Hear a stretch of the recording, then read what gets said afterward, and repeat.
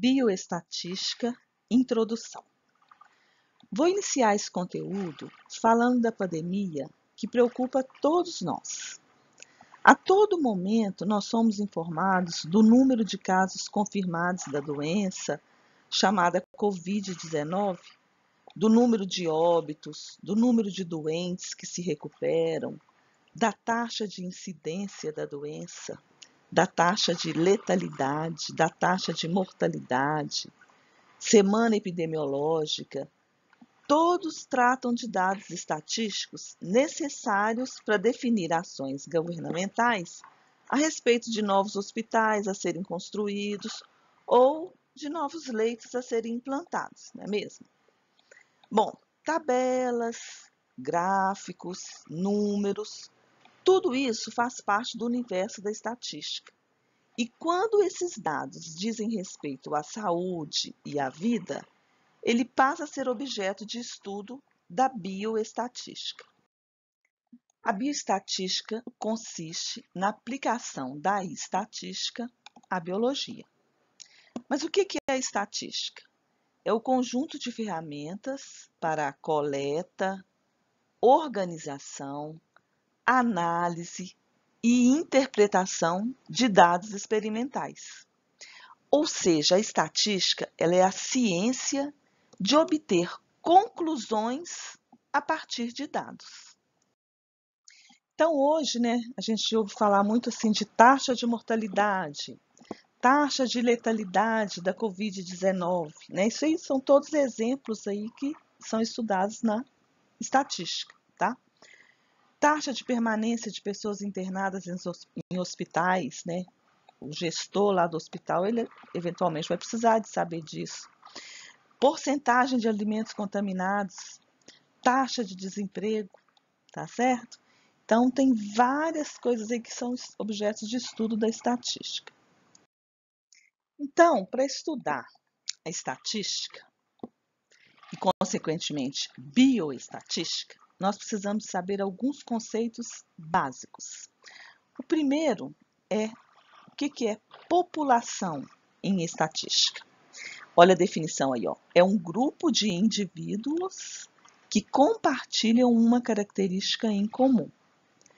A população depende do objetivo do estudo. Então, na hora que fala grupo de indivíduos, não quero que vocês entendam que seja só grupo de pessoas, tá?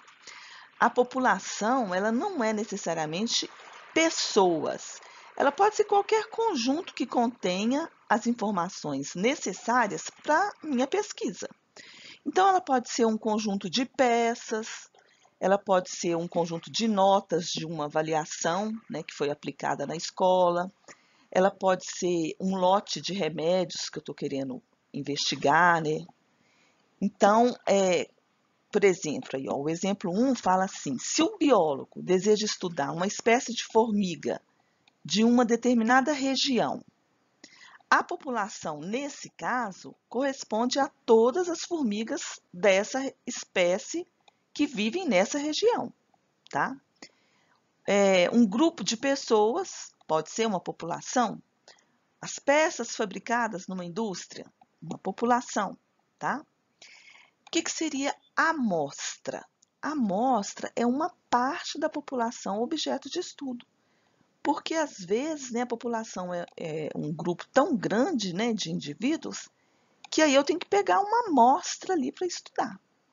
No caso do nosso exemplo e no nosso desenho aí no slide, no desenho ao lado, a amostra está representada pelo círculo em vermelho. Pegou uma parte dessas pessoas aí que vai representar o todo, tá? Toda vez que se trabalha com estatística, a gente mede alguma coisa. Por isso, nós temos que ter as variáveis. Então, o que é uma variável? É uma propriedade que identifica, caracteriza, descreve, qualifica ou organiza alguma coisa. E as variáveis, elas podem se dividir em dois grupos. Elas podem ser variável quantitativa, que podem ser medidas ou contadas, ou pode ser uma variável qualitativa, ou seja, vai só descrever, vai dar uma qualidade ou característica de alguma coisa. Vamos ver como que é isso. Então, ó, a variável é uma característica específica da população. Podem ser quantitativas ou qualitativas. Vamos ver as quantitativas. Quantitativas são aquelas variáveis que podem ser medidas ou contadas. Então, por exemplo, quando eu falo assim, massa de um comprimido, é uma variável quantitativa, porque essa massa do comprimido ela pode ser medida, pesada, né? As quantitativas, elas se classificam em discretas ou contínuas. Quando que ela vai ser discreta? Quando ela assume valor inteiro, né? Apenas um valor. Por exemplo, eu quero saber quantos filhos que uma pessoa tem. Aí vai responder ou 1, ou 2, ou 3. Por exemplo, quantas falhas que uma determinada máquina apresentou. Vai ser um número também, um valor, né? Um valor inteiro. Quantos batimentos cardíacos que um paciente apresentou? Quantos dentes que se tem na boca? Não tem como eu falar tem um dente e meio, tá? Então, assume apenas alguns valores inteiros. Já a variável quantitativa contínua podem assumir infinitos valores, né? Por exemplo, quando eu vou medir a temperatura, eu posso estar com 36,5, posso estar com 37,3, né? Eu vou medir a velocidade de um automóvel, também números infinitos, né? 81,4, 92, 100,6, né? A altura de um indivíduo, peso, a verificação do diâmetro de um eixo, todas essas aí são variáveis quantitativas contínuas, tá? Quando se faz uma pesquisa, existem algumas características de interesse na população. Por exemplo, se a gente quer estudar o índice de massa corpórea dos alunos do curso técnico do Centec, nós tomaremos uma amostra, né, dessa população, ou seja, de todos esses alunos, e vamos medir a altura e o peso de cada aluno, já que o IMC ele é calculado como uma razão entre o peso dividido pelo quadrado da altura do indivíduo, tá? Nesse caso, o peso e a altura desses alunos vão ser as variáveis de interesse, tá ok? Então, nós vimos as variáveis quantitativas, vamos ver agora as variáveis qualitativas. A variável qualitativa está relacionada com a descrição da característica. Então, por exemplo, se eu quero saber o nível educacional de um indivíduo, ele vai me dar uma resposta, né? Ou é ensino fundamental, ou é ensino médio, ou graduação, ou pós-graduação. Então, não vai ser nada que vai ser contado ou medido. Vai me dar uma qualidade daquele indivíduo. A variável qualitativa, ela pode se dividir em nominal ou ordinal. Então, quais são as variáveis qualitativas nominais? Ela apenas identifica as categorias. Então, por exemplo, você está preenchendo um formulário lá. Eu quero saber o sexo. Ou vai ser masculino ou feminino. Então, só está identificando. Qual a naturalidade? Qual a cor dos olhos? Tem diabetes? Sim ou não? Qual a bebida preferida? Quais os tipos de falha? Então, você vai simplesmente identificar. Quando que ela é ordinal? Quando você identifica, mas pode categorizar, ou seja, pode ordenar aquela resposta. Então, por exemplo, se eu quero classificar a classificação dos times no campeonato de futebol, é uma variável qualitativa ordinal. Primeiro, segundo, terceiro, quarto lugar, tem uma categoria. Por exemplo, os níveis de avaliação para um atendimento. Pode ser ótimo, bom, regular, péssimo. Está vendo que tem as categorias? Classe social de uma pessoa é alta, é média, é baixa. Nível de escolaridade, né? Igual o exemplo lá que a gente deu em cima, é um tipo de variável qualitativa ordinal, ok? Uma coisa que não pode ser confundida é o seguinte, vamos supor que você está preenchendo lá fazendo um estudo, né, de uma população e pede para a pessoa informar o CPF. Eu sei que o CPF de uma pessoa é um número, né? São vários dígitos lá que vai identificar a pessoa. Ele não é um número que ele é contado. Ele é uma informação, é uma característica daquela pessoa. Então, veja bem, o CPF de uma pessoa, apesar de ser um número, é uma variável qualitativa. De que tipo? Nominal. Por quê? Porque ele é uma qualidade, ele é algo que identifica o cidadão, ele não serve para medir ou para contar, tá? É diferente, por exemplo, de altura de uma pessoa, né? A altura de uma pessoa já é uma variável quantitativa e é contínua. Por quê? Porque vão ter infinitos valores. Então, tem que saber a diferenciação. Variável qualitativa dá uma característica. Quantitativa, eu estou contando, eu estou dando um valor. Algumas variáveis têm relação entre elas. Variável independente ou preditora é quando a variável influencia, determina ou interfere na outra variável. Essa variável independente ela é usada para prever a outra variável. Ela é referida como fator determinante, condição ou causa para a ocorrência de determinada resposta. Já a variável dependente, né, a sua resposta varia em virtude dos diferentes valores que a variável independente pode assumir. Modificando-se a variável independente, altera-se o valor da variável dependente. Então, vamos a um exemplo hipotético. Suponhamos que eu tenho um grupo de homens e um grupo de mulheres e que eu quero comparar o colesterol dos dois grupos, tá? Nesse exemplo hipotético, qual que é a variável independente, a preditora? É o gênero, no caso, masculino ou feminino, tá? E qual que é a variável dependente? No caso, é o colesterol, que nesse caso é o que eu estou avaliando, é o que eu estou medindo. Então, ela é dependente por quê? Porque ela depende de uma resposta, tá? Por exemplo, no estudo de novas doenças, verificar se o peso tem relação com a produção de determinada enzima ou anticorpo. Também vou ter duas variáveis. Um estudo que relaciona o câncer com outros fatores preditores, por exemplo, histórico familiar, órgão afetado, tá? Então, vamos ver alguns exemplos para a gente entender bem essa diferença de variável dependente e variável independente. Então, ó, variável dependente nós vamos abreviar por VD e variável independente ou preditora por VI. Lembrando que variável dependente é aquela que depende de outra variável para existir. É aquilo que eu estou avaliando, medindo. E a variável independente é uma condição, é a grandeza que vai ser manipulada na pesquisa.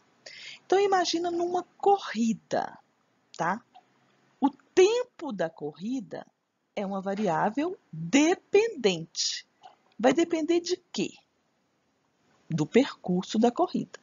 Então, a variável dependente é o tempo da corrida e a variável independente vai ser o percurso da corrida, ou seja, quantos quilômetros ali que a pessoa está percorrendo. Exemplo 2. No estudo do câncer, qual seria a variável dependente? A presença da doença. É o que eu estou medindo, variando. Uma variável preditora ou independente. Por exemplo, histórico familiar. É uma preditora de ter ou não câncer, tá? Então, é uma variável independente, a resposta que você está dando para aquilo ali. Pressão sanguínea. A variável dependente seria o valor da pressão, que depende de quê? Um dos fatores é a idade da pessoa, que seria a variável independente, né? Que é a grandeza que eu vou manipular na pesquisa. Lembrando, né, que pressão sistólica é aquela fase de contração do coração, onde o sangue ele é bombeado para os vasos sanguíneos. E a pressão diastólica é a fase do relaxamento, fazendo com que o sangue entre no coração. tá? Só a título de curiosidade. Para se trabalhar com estatística, primeiramente é preciso coletar dados. Como que eu vou fazer a coleta dos dados? Pode ser através de uma amostragem, através de censo, através de experimento. Após a coleta dos dados, por amostragem, censo ou experimento, é preciso fazer uma análise exploratória dos dados. Essa análise a gente faz através de cálculos. Então, eu posso calcular uma moda, uma média, uma mediana, um desvio padrão, tá? São vários tipos de cálculos estatísticos aí para analisar, explorar esses dados. Após esses cálculos, aí eu vou dispor os dados ou em tabelas ou em gráficos, tá? Do jeito que eu achar melhor. Na coleta de dados, alguns cuidados devem ser observados. Por exemplo, se eu vou fazer experimentos, né? Se eu tenho dados de experimentos, eu tenho que controlar as variáveis externas que possam influenciar o resultado. Por exemplo, temperatura, ambiente, ruído. Se eu já tenho dados, né, arquivados, então eu chamo de dados pré-existentes, que são aqueles obtidos em bancos de dados, levantamentos de prontuários, deve-se fazer uma conferência desses dados para evitar incoerências. Por exemplo, na ficha lá está anotado que um homem realizou 2 cesarianas, né? Uma criança com 90 anos. Então, eu tenho que fazer um levantamento antes para evitar essas incoerências.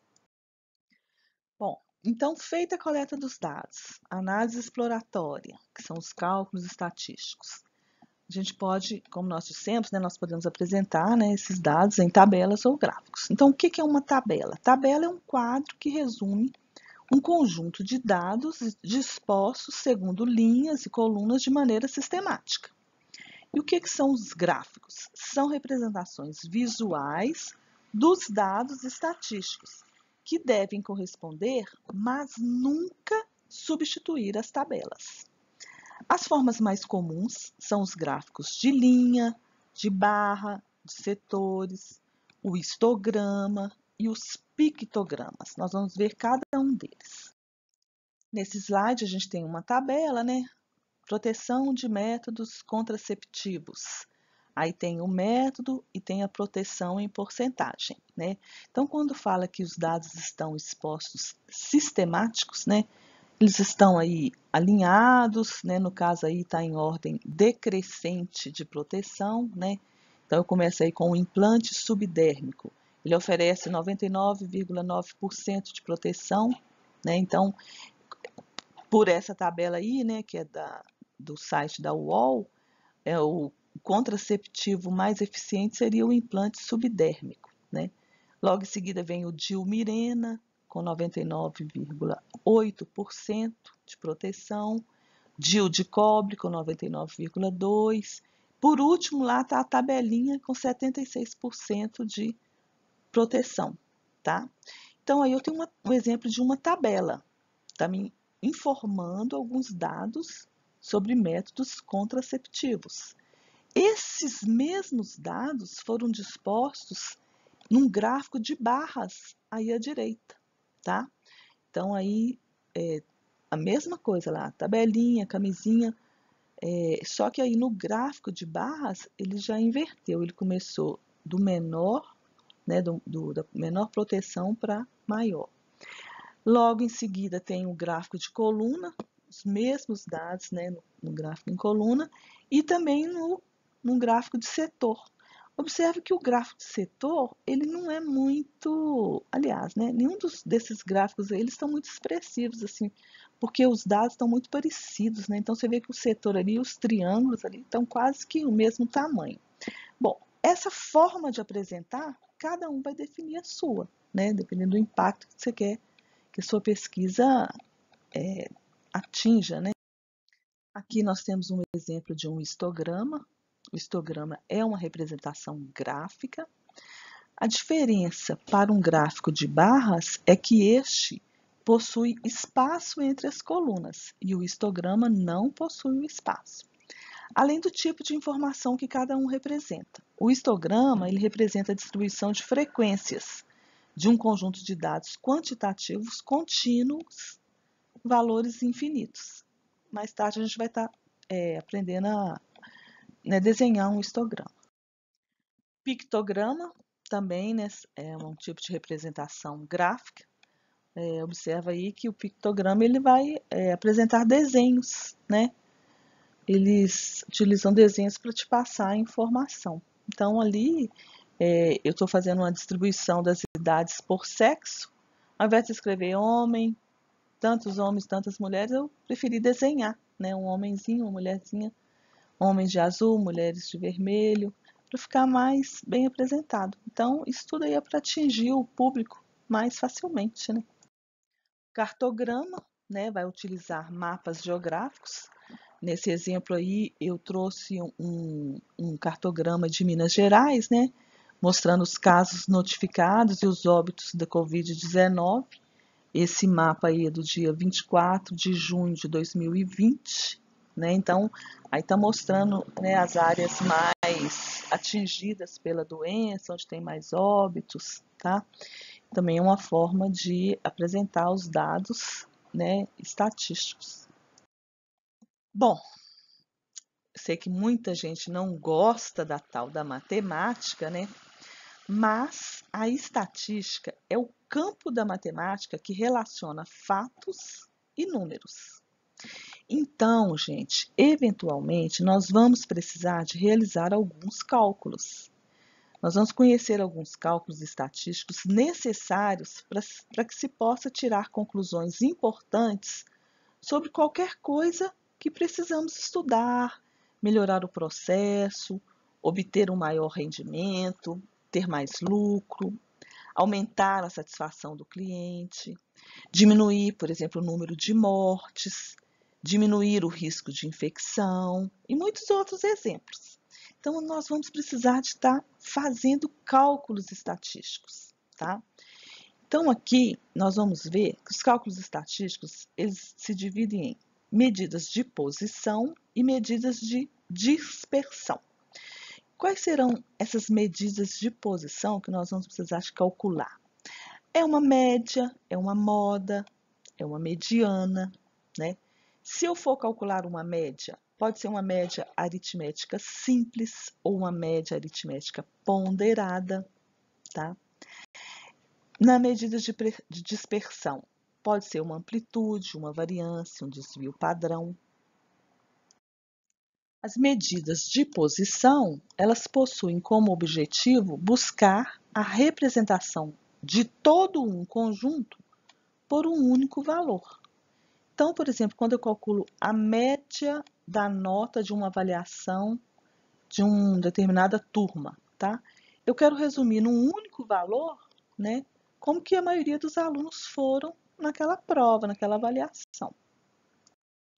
Já nas medidas de dispersão, né? Elas vão possibilitar construir estimativas de erro de uma pesquisa e analisar a dispersão entre seus dados. Essas medidas de dispersão, elas são medidas obtidas a partir das medidas centrais acima, tá? Nós vamos fazer um quiz para verificar a aprendizagem do conteúdo até aqui, né? Que foi um conteúdo mais teórico, tá? E na próxima aula nós vamos ver, né, os cálculos de cada uma dessas medidas, medidas de posição e medidas de dispersão. Então, gente, para as próximas aulas é conveniente que vocês já estejam com a calculadora científica, né? Nossa referência é a Cássio, FX 82MS. Até lá, então.